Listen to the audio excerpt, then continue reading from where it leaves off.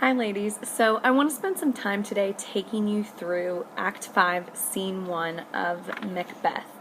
Now, we did start Act 5, Scene 1 last class, and today you'll be going back over the section that we watched and read, and then you'll also be continuing to the end of Act 5, Scene 1.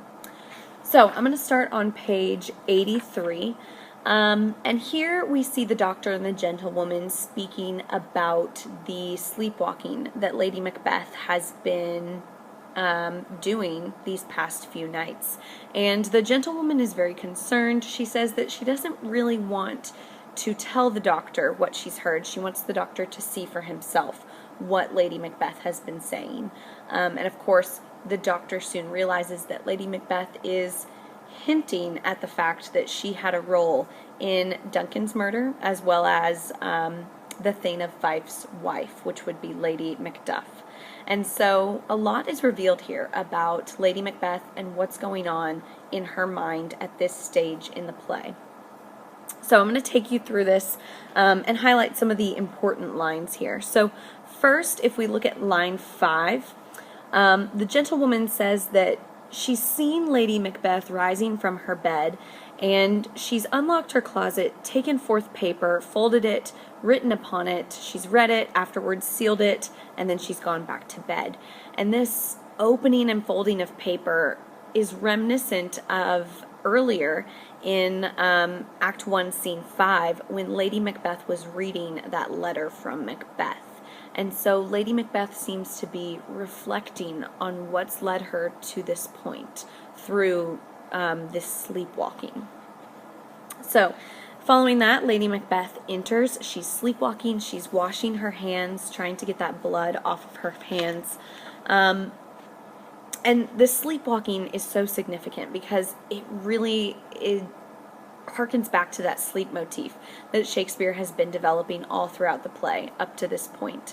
So the fact that she's sleepwalking, the fact that she can't sleep peacefully, really is just a very physical representation of the fact that she has no sleep. And this deed, this horrible deed she has committed by aiding Macbeth in killing Duncan, this has caused her to have a lack of sleep and therefore a lack of peace.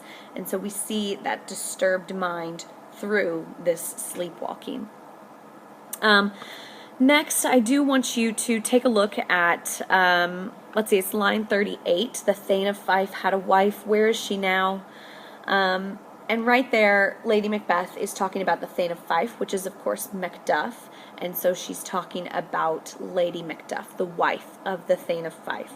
And so Lady Macbeth feels this guilt, not only for Duncan's murder, but also for Lady Macduff. And of course, we talked about how Lady Macduff and Lady Macbeth really are perfect foils, in that one is so nurturing, so giving. She breathes life into the world. And Lady Macbeth, on the other hand, is the total opposite. She desires to destroy life, and she represents the more masculine side of women, whereas Lady Macduff represents the more feminine side.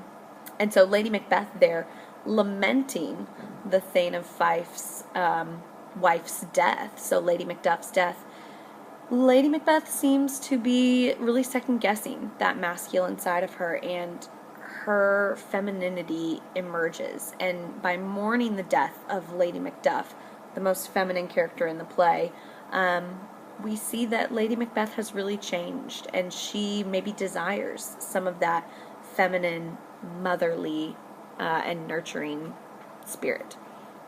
So, following that, we really start to get the development of the blood motif. And blood, up to this point, has been a symbol of guilt, and that continues to be true. So if you take a look at line 39, she says, "What, will these hands never be clean?"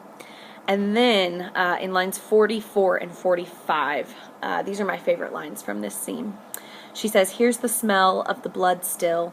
All the perfumes of Arabia will not sweeten this little hand." And so she's saying that all the perfumes in the world can't take that smell of blood from her hands. And that, of course, reminds us of something that Macbeth said earlier. If you think back, Macbeth said, right after killing Duncan, he said, "Will all great Neptune's ocean wash this blood clean from my hand. And so when Lady Macbeth says, all the perfumes in the world can't take the smell from my hand, we're thinking back to that initial guilt that Macbeth felt. And there seems to be a role reversal here. Now Lady Macbeth is feeling this guilt when initially she did not. And Macbeth, on the other hand, initially felt this severe guilt, and that seems to have dissipated. So that's interesting, the way that the roles have reversed, just like the feminine and masculine roles have also reversed. Macbeth is now taking on the more masculine role in the relationship, and Lady Macbeth, her femininity and her caring nature come out most strongly in this scene. She also says, a little water clears us of this deed. Now, she said that earlier in the play. She said it's fine. We can wash that right off of our hands. It's no problem. But of course now that proves not to be true. The blood is so ingrained in them, and that guilt is so ingrained in them. Let's see. Earlier in the play, Lady Macbeth also said the dead are but as pictures. So again, she thought that you shouldn't be worried about the dead. They shouldn't scare you. They're just pictures. They're just images, and you'll be able to get over that. They look just like someone who's asleep, and now, of course, that proves not to be true. So we're really seeing that role reversal come through in this particular scene, and Lady Macbeth's guilt is emerging. She also says in line 31, "Out, damned spot, out, I say." And right there, she's talking about a spot that seems to be on her hand, a spot of blood. And so again, we're seeing that guilt. And also, it's interesting to note that according to folklore, witches or people possessed were supposed to have some sort of spot on them that indicated that they were possessed by a demon or a spirit. And so when she says "out, damned spot," it seems to hint that maybe she is perhaps possessed. And that would make sense because earlier in the play, she called upon the spirits to help her commit this murder. She asked them to fill her up with direst cruelty. If you remember that scene, the "Unsex Me Here" soliloquy. So perhaps she is possessed by a spirit. Or perhaps it's her guilt. Maybe it's a combination of those. Then Lady Macbeth says in this scene, "What's done cannot be undone." And that's in lines 60 and 59 as well. And that harkens back also earlier to when Macbeth said, "What's done is done." So this idea that you cannot undo the horrible actions that you have committed.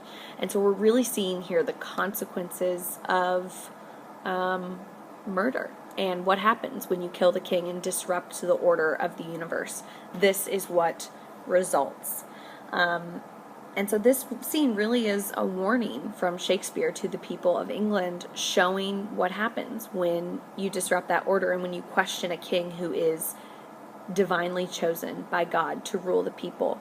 And so here, Shakespeare is showing what happens when something like the gunpowder plot occurs. You should never kill your king because he is the rightful ruler, and your guilt will catch up to you. There are natural consequences for those sorts of actions.